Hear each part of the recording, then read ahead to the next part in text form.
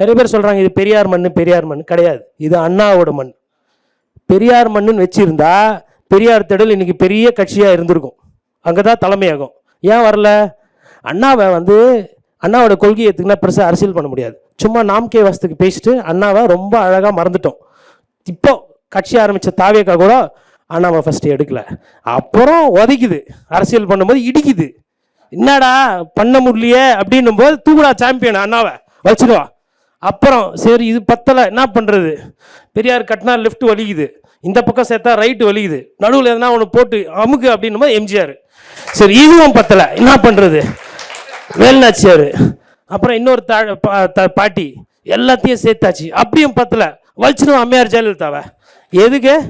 நீங்கள் நியாயப்படி தூய்மை அரசியல் பேசுறீங்கன்னா உங்கள் கொடியிலையும் உங்கள் கோட்பாடிலையும் நீதியரசர் குன்னா பேரை நீங்கள் சொல்லியிருந்தீங்கன்னா தரமான கட்சி. நான் பேசுகிறேன், தொடர்ந்து பேசிகிட்டு இருக்கேன். எனக்கு யார் நீதியரசர்கள் 2 பேர்னா நிறைய பேர் சொல்லுவேன். மனிதர்கள் சம்பந்தமான விஷயம் மனிதாபிமானம் வரும்போது நீதியரசர் சந்துரு. PN பிரகாஷ் லாக்அப் டெத்தில் மரணமானப்போ நீ யாரா வேணா இரு, போலீஸாரு யாராரு, உன் வேலை மக்களை பாதுகாக்கிறது இல்லை, அவனுக்கு பதவி போடுன்னு சொல்லிட்டு தீர்ப்பு கொடுத்தாரு.